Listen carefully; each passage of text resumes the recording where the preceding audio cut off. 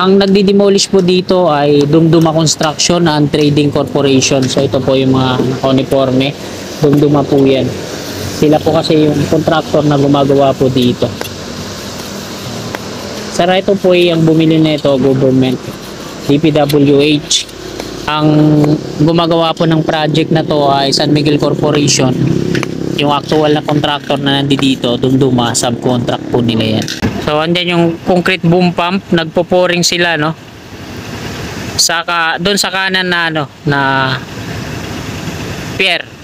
Ayan, no. So ayan po yung ginagawa nila ngayon diyan. Nagpo-pouring. Konkreto na yung unang beam sa baba. Tapos ito na yung susunod nila sa kaliwa, yung rebar cage na yan. Bali tatapusin siguro yung nandun, tapos ililipat yung round concrete form dito, tsaka na ako konkretohin. Sinimulan ko to, walang naniniwala sa paligid ko. Ano? Biata Street, Pandacan, Manila. So, PNR dyan sa kanan, sa may kanto. Araw po ngayon ng Martes, ika-4 ng Nobyembre taong 2025. At alas 10 na po ng umaga. So mag-update tayo dito. Dadaanan natin tong progreso na ginagawa sa demolition. Ito po yung right of way ng Skyway Stage 3 mula dito sa Tomas Claudio patungong PUP. So dito yun mga kababayan sa part na to. O silipin natin.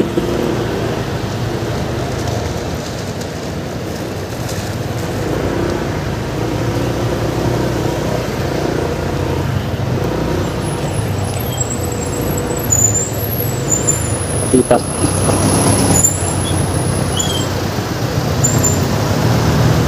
Tingnan lang natin kung natagdagan na ba. Nauna nilang i-demolish to dito sa kanan natin. Ito yung dating dalawang bahay dito. So fully demolished na yan. Yung mga pier columns ng Skyway doon sa tawid ng ilog. So nandun yung mga workers, nagawa nila yung beam. Tapos dito naman sa kabila, dalawang bahay na rin yung na-demolish dito. So ito, hindi pa. At ngayon, baybay natin tong Paco Santa Mesa Road. Kakanan tayo dito. So ipakita ko sa inyo yung kung nadagdagan na ba yung bilang ng mga bahay na na-demolish dito. Sa nakaraang mga update natin, actual na nakunan po natin yung pagdi-demolish doon sa may tabi ng Padre Jacinto Zamora Bridge. So dito hindi pa gaano na dagdagan, tatlong bahay yung na-demolish dito.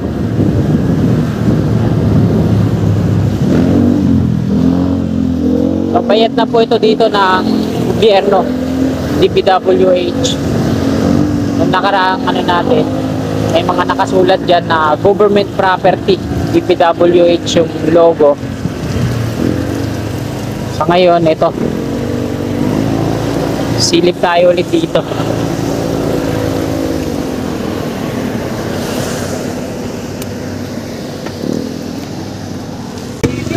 So ito na mga kasikap.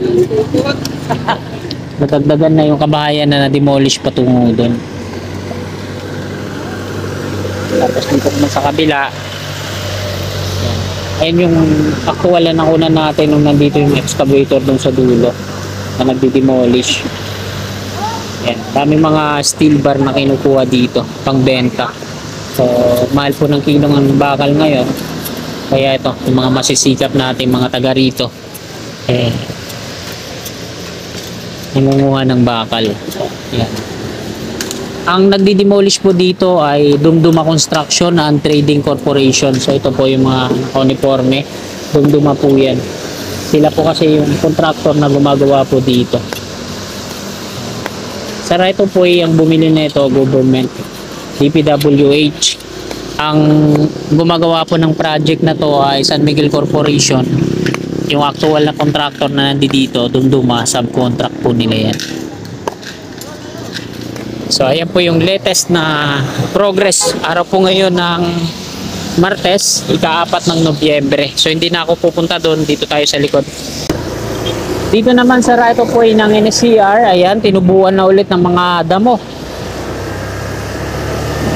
So wala pang ano dito, wala pang nakikita ang progress dito sa NCR. Hindi makaagos yung tubig dito, bumaha. So itong flyover na to na mismong dinadaanan natin ang tanong kailan kaya ito madidemolish. Kita naman natin yung mga marka na nandito mismo sa gitna. Kaya po yung right of way ng NCR to dito.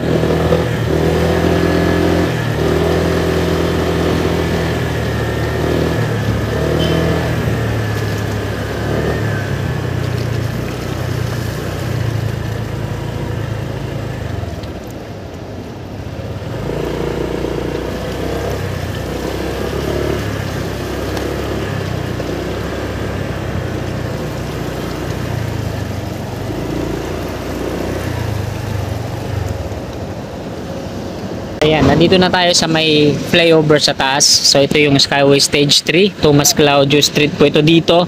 Dito po nag-uumpisa ang Skyway Stage 3, Section 2A extension mula dito patungong PUP kung saan nandun. Tapos na yung NLEX connector CRBC.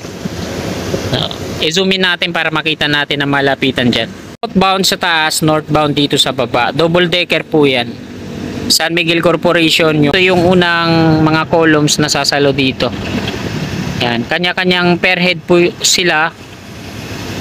Ganun din sa taas. So ito lang yung double decker. Double column, dalawa yung beam. Southbound sa taas, northbound dito sa baba. So andyan yung concrete boom pump, nagpo-pouring sila, no. Saka doon sa kanan na ano na pier. Ayan o. So ayan po yung ginagawa nila ngayon dyan. Nagpo-pouring. Konkreto na yung unang beam sa baba. Tapos ito na yung susunod nila sa kaliwa. Yung rebar cage na yan. Bali tatapusin siguro yung nandun. Tapos ililipat yung round concrete form dito. Tsaka na ako konkretohin. Tapos pag na konkreto na magkabilaan, tsaka na ulit sila gagawa ng beam. Yung itsura po ng columns na to, ganito. Yung nandito po ito sa may PUP Santa Mesa. So dito naman sa kabila, ito yung kasunuran. Yan. Siksik na po yung rebar para sa per head dito sa northbound sa baba. So parang upuan yung style nito. Tapos ayan, bago nila gawin yung nandun na rebar cage, lagyan ng round concrete form. Konkreto muna to. Tapos bukod ng per heads doon sa taas. Tapos ang kasunod niya, nandiyan na sa may creek. Yan, natatakpan ng mga puno na yan. Diretso na yan, patungo dun sa pinanggalingan natin kung saan di-demolish yung Dumduma Construction and Trading Corporation. Sila po yung contractor na gumagawa dito. Subcontract po sila ng San Miguel Corporation. Project ng San Miguel Corporation to, PPP, Private Partnership. Yan. Ang right of way na ito, yan sa maraming kabahayan na yan, nabili na po ng gobyerno yan, DPWH. Yan. Nung last update natin, may mga tarpaulin bawat bahay doon na government property, do not enter, tas may logo ng DPWH. Ngayon tinanggal na kasi dinidemolish na nga. At tuloy-tuloy na to, yung usad na to ng Dumduma. Yung paggawa nila kasi okay na yung right of way dun eh. Naantala lang naman natagalan dahil nga po hindi pa nabibili ng gobyerno yung row na yan. Yung mga kabahayan na yan. Hindi pa nababayaran. So ngayong nabayaran na, dinidemolish na, tuloy-tuloy na to. Medyo mabagal, pero araw-araw naman siya. Kahit linggo nga nakikita ko may pasok sila dito eh. Para matapos na to, no? So sa mga nagtatanong kung magkakaroon daw ba dito ng on-ramp o off-ramp, sa ngayon hindi pa natin masasagot yan. Dahil napakalawak naman po ng espasyo dito. At doon sa NLEX Paco exit interchange sa may PUP, Maui OSS. So kung magkakaroon dito ng on-ramp, off-ramp, hindi na mahihirapan yung mga trailer truck na galing dito sa Osmeña, no?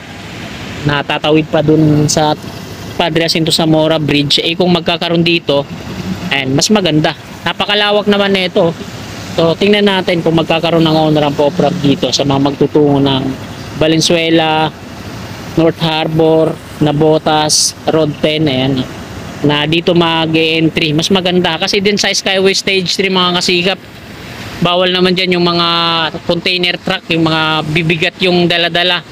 So makikita natin dyan yung pinakamabigat lang at malaking sasakyan na nakikita ko dito sa Skyway Stage 3. Bus, wala tayong makikita mga 10-wheeler truck na dumadaan kasi yan, hindi naman pang mabigatan yung mga ano niya. Etong NLEX connector at dito sa section 2A, tingnan natin. Ayan, lakas ng kulog.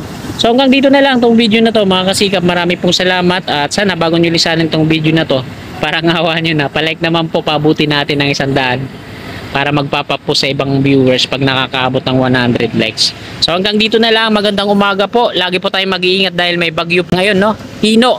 So yan lang, mag-ingat po tayo lagi. Importante yung buhay kaysa sa hanap buhay. God bless. Wala